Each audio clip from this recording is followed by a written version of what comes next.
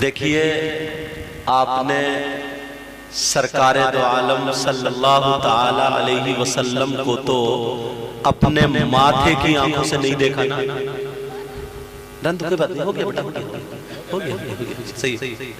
आपने सरकारे दो आलम सल्लल्लाहु ताला अलैहि वसल्लम को माथे की आंखों से देखा नहीं देखा। अल्लाह, क्या आपका चेहरा मुबारक, क्या आपकी पेशानी, क्या आपकी दाढ़ी शरीफ, क्या आपकी जुल्फे। आज हम लोग कितने खुशकिस्मत हैं, सरकार दो आलम सल्लल्लाहु ताला अलैहि वसल्लम का मुँह मुबारक शरीफ का दीदार कर। बात ये थी, चाहते हो कि तुम्हारी दुआएं कबूल हो जाए, यहीं से तो हाथ उठे थे। यही वजह हम बुजुर्गों में जाते हैं और जाना चाहिए, मगर कुछ जगहें ऐसी हैं जो 100 के 100% दुआ कबूल होती है। जो 100 के 100% दुआ कबूल, वो बारगाह कौन सी है, वो जगह कौन सी है? अगर इजाजत हो तो बता दूं, वो बारगाह कहीं और नहीं है, कहीं और जगह नहीं है। वो बारगाह तुम्हारी माँ और तुम्हारे बाप। माँ बाप की खिदमत कर लो, माँ बाप को राजी कर लो। जब माँ बाप की खिदमत होगी, माँ बाप राजी होंगे, तो अपने लड़खड़ाते हुए हाथों से हाथ उठा करके अगर तुम्हारे लिए दुआ कर दे, तो खुदा की कसम माँ बाप की दुआ रद्द नहीं हो सकती। इसलिए आका खुद फरमाते हैं, दुआउल वालिदैन अल औलादिहिमा का दुआइल नबी अल उम्मतिही। नबी फरमाते हैं, माँ बाप की दुआ औलाद के हक में ऐसी होती है जैसे मुझ मोहम्मद की दुआ मेरी उम्मत के हक में होती है। समझ में आ गई बात? अब इसको यही रोकता हूं। नबी ने फरमाया ना, 3 चीजें ऐसी हैं, 3 शख्स वो है, सलासा ला यक़बलुल्लाहु अज़्ज़ा वजल सर्फ़ुन वला अदल आक़, यानी अल आक़ लिवालिदै व मन्नान। आका ने फरमाया था, आका ने फरमाया 3 किस्म के लोग ऐसे हैं जिनकी कोई भी इबादत काबिल कबूल नहीं, सर्फ़ वला अदला, जिनका न फर्ज कबूल है, न नफल, न वाजिब, न मुस्तहब, कुछ भी काबिल कबूल नहीं। वो कौन है? नंबर 1 माँ बाप का नाफरमान, दूसरा वमन्नान, एहसान करके एहसान जताने वाला, तीसरा वमुकज़्ज़िबुन बिक़द्र, तकदीर को झुटलाने वाला। इसको इंशाअल्लाह हमारी आपकी जिंदगी रही, मुलाकात हुई तो इसको पूरा खोलूंगा, आगे गुफ्तगू होगी। और अब ये मुँह मुबारक शरीफ है, अल्लाह जिसकी बरकतें सहाबाए किराम ने खुद हासिल की। अगर तकरीर छेड़ी जाए ना हजरत खालिद बिन वलीद की जंगों वाली, तो शायद 2-3 घंटे लग सकते, 2-3 घंटे लग सकते। उनका यकीन ये था, उनका ईमान ये था, हमारा भी ईमान और यकीन ये है। एक मर्तबा वो अक्सर जंगों में, उनकी कामयाबी का राज ये था कि अपनी टोपी में सरकार का मुँह मुबारक शरीफ रखते थे, सरकार का मुँह मुबारक शरीफ रखते थे। एक जंग में रह गया, जंग शिकस्त, अब जंग पसपा हो रही है, जंग हारने के करीब है, दूसरा रुख ले लिया उसने। याद आया तो हजरत खालिद बिन वलीद की अहलिया खुद लेकर के वो गई थी, और जैसे ही वो पहुंचा, अल्हम्दुलिल्लाह जंग फतेह हो गई। हजरत अबू बकर सिद्दीक की खुद रिवायत है, वो भी। और ये बाल शरीफ आप कभी भी इस बात को आजमाना, आका का मुँह मुबारक हो, उसके सामने अगर कुरान की आयत पढ़ी जाए या दुरूद शरीफ पढ़ा जाए तो उसमें हरकत पैदा होती है। और कुछ लोग ऐसे हैं जो कहते हैं, यार हुजूर माज़ल्लाह जुमला बोलते हुए भी तो अच्छा नहीं लगता कि मरकर मिट्टी में मिल गए, कि हुजूर क्या जुमला, कैसे लोग हैं यार, वो कैसे लोग हैं। बाल शरीफ का ये आलम है, मुँह मुबारक शरीफ का ये आलम है। अदब के दायरे में, अदब के दायरे में, बादब बानसीब बेअदब बेनसीब। समझ में आ रही है? कोई भी बेअदबी नहीं होनी चाहिए। दुरूद शरीफ पढ़ता जाए, दुरूद शरीफ पढ़ता जाए, और अपने दिल में जो तमन्ना है, जो आरज़ू है, अल्लाह अल्लाह अल्लाह, जो भी तमन्ना है, जो भी आरज़ू है, वो करता जाए, दुरूद शरीफ पढ़ता जाए और आका के मुँह मुबारक शरीफ का दीदार करता जाए। पता नहीं ये उलमा, मैंने कहा नहीं, आका के बाद, नबी के बाद अब कोई नबी नहीं आए। हजरत आदम के बाद और नबी है, उनके बाद और नबी है, उनके बाद और आखिर में मेरे नबी है। अब कोई नबी नहीं आएगा दीन और इस्लाम को चलाने के लिए, आगे बढ़ाने के लिए कोई नबी नहीं आएगा। सिर्फ दो ग्रुप ऐसे होंगे, एक वलियों का और एक उलमा का। समझ में आ रही है? तो तुम्हें हर एतबार से उलमा सुधारना चाहते हैं, हर एतबार से। कैसे लोग हैं जो अपने इमामों की बुराई तक कर देते हैं, कैसे लोग हैं जो आलिमों को बुरा कह देते हैं, कैसे लोग हैं। अरे अगर किसी ने एक ने गलती कर ली यार, तो क्या सब गलत हो गए? और फिर थोड़ी देर के लिए मान लो अगर किसी से कोई गलती ऐसी हो गई, वो भी तो इंसान है।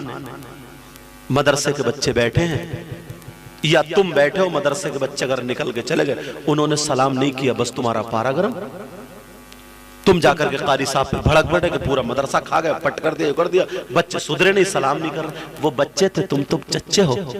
तुम अगर सलाम कर लेते तो क्या मर जाते? वो तो छोटे बच्चे अभी, तुम तो इतने बड़े हो गए। तुम सलाम कर लेते कि ये मेहमान रसूल है, कि ये दीन के सिपाही है, और अगर मर भी जाते तो अच्छे काम में तो सलाम करते हुए इंतकाल होता। और दूसरी बात यहां तो देख ली कि इमाम खा गए, इन्होंने सब कर दिया, बर्बाद कर दिया। तुम्हारे घर में बच्चे तुम्हें कितना सलाम करते? बाहर से आए, अभी सुबह को निकला, दोपहर को आया, सलाम करते? कहो अपने आप को, गालियां दो अपने आप को। दो बच्चे, तीन बच्चे नहीं समझ रहे, और वो मदरसे के बच्चे, एक कारी, एक इमाम, एक आलिम, एक हाफिज, इतने बच्चों को संभालता। और वो भी ऐसे ऐसे, मतलब कोई इधर से, कोई इधर से, कोई। ये तो कुरान की बरकत है जो संभलते। अपना नजरिया बदलो, अपने आप को बदलना पड़ेगा। एक कपड़ा मामूली सा मामूली 20-25 रुपए मीटर वाला, और एक कपड़ा 1000 रुपए मीटर वाला, दोनों कपड़े ले आओ, क्वालिटी, कीमत 1000 रुपए वाले की अलग ही है उसकी, और एक 20-25 रुपए मीटर वाला। लेकिन 20-25 रुपए मीटर के कपड़े में कुरान शरीफ रख दो, उसे कुरान का जुज़दान बना दो, कुरान शरीफ उसके अंदर रख दो 1 महीना, और 1000 रुपए मीटर किसी भी भाई को पैंट पहना दो, 1000 रुपए मीटर उसका पैजामा बनवा, कोई कपड़ा उसका सिलवा दो। 1 महीने के बाद दोनों कपड़ों को दो, कौन सा चूमोगे? कुरान शरीफ का कपड़ा दिया जाए, उसे नहीं चूमोगे क्या? चाहे वो अनपढ़ हो, तब भी उसे चूमेगा, आंखों से लगाएगा, सर पे रखेगा। और 1000 रुपए मीटर वाला नहीं चूमता। पैंट अगर किसी की दे दो, चूमेगा, थूकेगा। एक कपड़े को थूक रहे हो, चूम रहे हो, वो भी जो क्वालिटी थी, जिसकी कंपनी थी, कीमत ज्यादा, उसको थूक रहे हो। तो सब ये कहोगे, हमें मुफ्ती साहब से पूछने की जरूरत नहीं है। हमारा इश्क, हमारा जज्बात, हमारा ईमान कहता है कि इस कपड़े को कुरान से निस्बत हो गई है, तो ये हमारे सर का ताज है। ना अब हम इसका कलर देखें, ना क्वालिटी देखें, ना कीमत देखें, ना कंपनी देखें, ये देखेंगे इसको हमारे कुरान से निस्बत हो गई है, हमारे सर का ताज, चूमना सवाब। सब बोलो, कहेंगे ना कहेंगे? बोलो यार, एक कपड़ा मामूली, यही इमाम इसके सीने में कुरान नहीं है क्या? यही हाफिज कुरान इसके सीने में कुरान नहीं है क्या? यही आलिम मौलवी मुफ्ती इसके सीने में कुरान नहीं है क्या? क्यों नजरिया बदल जाता है? तुम पैसे वाले हो गए, मान लो कोई पैसे वाला हो गया, उस कपड़े की जब टक्कर पे वो कीमती नहीं हो सकता, तो इसके सामने कैसे हो जाएगा? इसके सीने में कुरान है, इसे कुरान से निस्बत हो गई। अब ये मत देखो कौन सी बरादरी का, गरीब का, अमीर का बेटा, ये मत देखो, देखो हाफिज कुरान है, हमारे सर का ताज है। इसे मोहब्बत से देखोगे, प्यार से देखोगे, तुम्हें सवाब मिलेगा। जलन, हसद, कीना, बगावत सब निकाल दो। अगर इमाम, उसके बेटे की तबीयत खराब है ना, और वो चला गया, और तुम्हारे यहाँ एक फातिहा पढ़ना थी, खाली मुस्ताहब काम, फातिहा पढ़ना थी, जबकि इमाम पे ये जरूरी नहीं है, तुम पे जरूरी, तुम खुद पढ़ो। मुस्ताहब है वो भी तुम पे। समझ में आ रही है? अगर तुम्हारे यहाँ फातिहा नहीं आया पढ़ने, वो उसके बेटे की तबीयत खराब हो, बीबी की तबीयत खराब हो, कहीं निकाह पढ़ाने जाना हो, जरूरी काम पे जाना हो, बस गांव में झगड़ा डाल देता, मेरे यहाँ फातिहा पढ़नी है, अब तू जरा रह के दिखा दिए। हश्र के दिन तुम कैसे रह लोगे जहां उसकी चलेगी? कैसे रह लोगे? और वहां ये भी नहीं है कि बच जाओगे, ये जो किरामन कातिबीन ना फरिश्ते हैं ना, सारा रिजल्ट खुल जाएगा। जो मैंने कुरान की आयत पढ़ी थी यही तो है, फमन यामल मिस्काला ज़र्रतिन खैरन यरा, अगर छोटी सी भी नेकी करोगे ना तो वो भी तुम्हारे सामने आ जाएगी, और अगर छोटा सा भी गुनाह करोगे तो वो भी तुम्हारे सामने आ जाएगा। नहीं बच सकते, किरामन कातिबीन मौजूद हैं लिखने के लिए। समझ में आ रही है बात? बस जरा सी नहीं सोचता, ये नफ्स इतना मोटा हो गया, इतना मोटा कि नहीं सोचता कि यार किस काम में है, क्या है। एक तो ये शर्म आनी चाहिए थी कि हम इतने बड़े होकर के फातिहा तक नहीं सीखे, अभी इमाम की जरूरत पड़ रही है। अभी कुछ दिनों पहले मुफ्ती साहब किबला, सैयद साहब किबला, ये नगरी होसपुर के पास में के साहब, सैयद साहब से नमाज जनाजा हमारे बाप की पढ़वानी है। तारीख मेरी दिन में पास में, रात में प्रोग्राम था स्वार के पास जो गाँव वहाँ पे, तो मैंने कहा चलो रात को वहाँ जाए ना, दिन में नमाज जनाजा पढ़ा देता हूँ। 3-4 महीने पहले ही बात है, गर्मी पड़ रही थी उस वक्त। नमाज जनाजा पढ़ा दी, आम के पेड़ खड़े थे, उसके नीचे मैं खड़ा हो गया, लोग बहुत सारी मिट्टी दे रहे थे। मैंने कहा जरा रश कम हो जाए तभी मैं जाऊँगा। अब जब रश कम हुआ, मिट्टी देने के लिए गया, आस्तीन थोड़ी चढ़ाई मैंने ऐसे करके, और मेरे आगे एक शख्स था, वो उसने जब मिट्टी देना शुरू करी तो मालूम है क्या किया, उसने मिट्टी उठाई ऐसे करके उठा ली ऐसे, और ऐसे करके उठाने के बाद अब हिल रहा है, पढ़ रहा है, झूम रहा, मुंह चला रहा। यार 3-4 मिनट हो गए पढ़ते हुए। मैंने कहा या अल्लाह इतनी लंबी दुआ तो है नहीं, ये क्या पढ़ रहा, किसे दिखा रहा, धोखा किसे दे रहा है। सोचो इतनी देर तक झूम रहा, पढ़ रहा, झूम रहा, पढ़ रहा, समझ। और है कितनी मिन्हा खलकनाकुम, कितनी देर लगी मिन्हा खलकनाकुम, एक मुट्ठी मिट्टी देने की दुआ यही तो है। अब वो पढ़ रहे आज, ये दिखावा नहीं, किसे धोखा दे रहा है, कहां बच सकता वो, लोगों को क्या क्या देना चाह रहा है, किसे दिखा रहा, दिखावा। हजरत उमर का जमाना होता 80 कोड़े, खैर हुक्म तो मैं हद तो जारी नहीं कर सकता, क्या होता।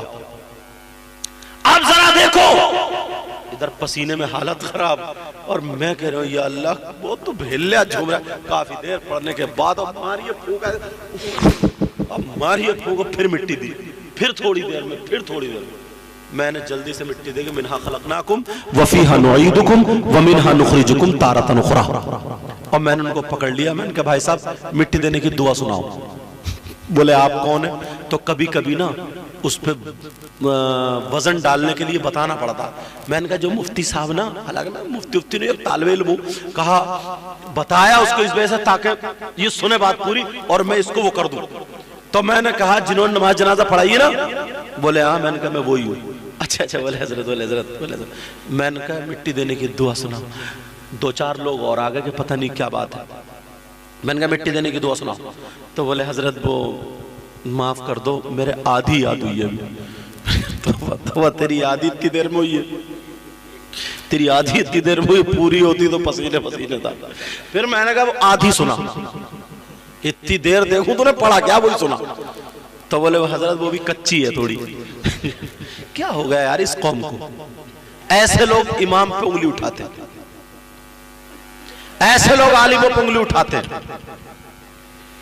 ऐसे लोग जिन्हें मिट्टी देने की दुआ याद नहीं हो। अभी ये इन बच्चों ने जलसा कराया, कितना अच्छा काम करा। अगर चंदा देने पहुंच जाए ना तो कोई अगर 2-4 टाइम की नमाज पढ़ लेता ना तो वो क्या कहता, नमाजें पढ़ता नहीं, जल से बहुत कर रहे हो तू, तेरे अब्बा ने भी नमाज पढ़ी, पहले नमाजें पढ़ ले। नमाज इनसे ये पूछो, तुम इनकी उम्र में तो रंडिये देखते थे, तुम इनकी उम्र में तो रंडिये देखते थे, अब तुम्हारी कहीं चली रही तो मस्जिद घेर ली। हालांकि नमाज की तौहीद या नमाजी की तौहीद नहीं कर रहा हूं मैं।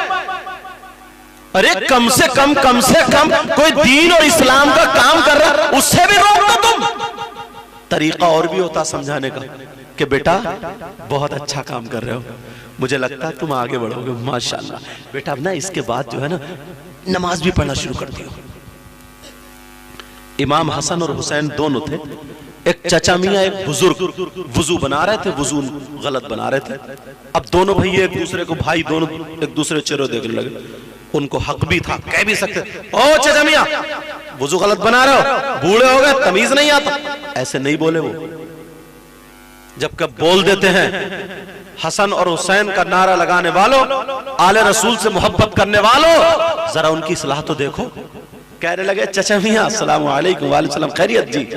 मैं वो हूँ। यहाँ बेटे मैं जानता हूँ तुम्हारे नाना तुम्हें कांधे पे रखते हैं ना, जानता हूँ तुम्हें, जानता हूँ, सजदे में थे तुम ही पीठ पे, जानता हूँ। बोले चचा मियां हम दोनों भाइयों एक फैसला कर दो। अरे मैं फैसला करूँ? तुम ही तो बड़े हो, का फैसला कर दो। बोले क्या? बोले हम दोनों भाई वुजू बनाते हैं और एक हम में से ऐसा वुजू बनाएगा जैसे हमारे नाना बनाते, और एक ऐसे बनाएगा जैसे नाना नहीं बनाते। तो उन दोनों में से एक भाई ने ऐसा बनाया जैसे वुजू बनाने का तरीका जो आका ने बताया, और दूसरे ने ऐसा बनाया जैसे चचा मियां बना रहे थे। तो बोले बेटा ये बताओ नाना की तरह किसने बनाया? तो बोले इन्होंने बनाया। बोले बेटा जो नाना की तरह वुजू बनाया सही वुजू तो वही है, और दिल में चचा मियां बोले यार गलत तो मैं भी था। यही बोले होंगे कयासन। इस्लाह का जरा अंदाज तो देखो। उसी दिन से चचा मियां भी संभल गए। बोले मैं भी ऐसे ही बनाऊंगा। बोले बेटा ऐसे बना देते ना तुम्हारे नाना? बोले हाँ। बोले ऐसे ही यही तरीका है। और अगर वैसे कह देते तो कह दो चचा मियां बुढ़े हो गए, शर्म नहीं आ रही, तमीज नहीं है, यू नहीं और तू नहीं और ऐसा नहीं है, तो वो और चिढ़ जाते। वो कहते देखो नाना कैसे और नवासा कैसा, ये कह के हट जाए। तो तरीका सीखो यार। उसके भी बीवी बच्चे हैं इमाम के भी। हफ्ते में एक दिन जाता है जुमेरात को, समझे?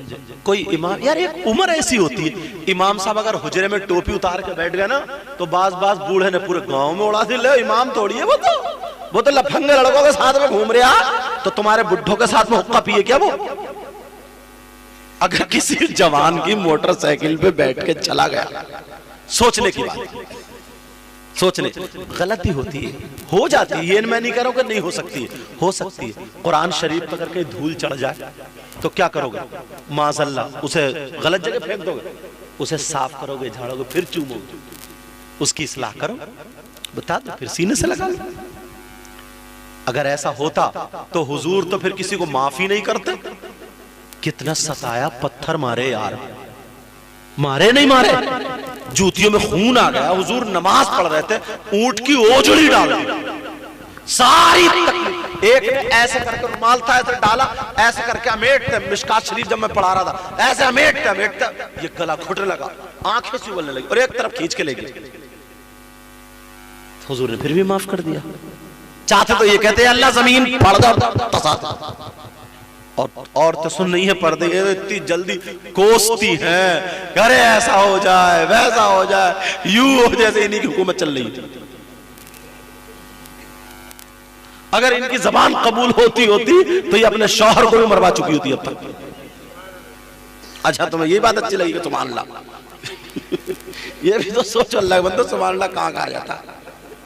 लेकिन चलो गौर करो, हर वो भी तुम्हारी कमी नहीं। हम मौलाना ने तुम्हें सेल्फ स्टार्ट कर दिया, जहां चाहते हो हाथ उठा देते हो। शायर साहब आएंगे वो कहेंगे उठा हाथ, मौलाना साहब आएंगे कहेंगे कह सुभान अल्लाह। अच्छी बात है सुभान अल्लाह कहना, हाथ को गवाह बनाना गलत नहीं है, अच्छी बात है, मगर मौका महल तो देखो।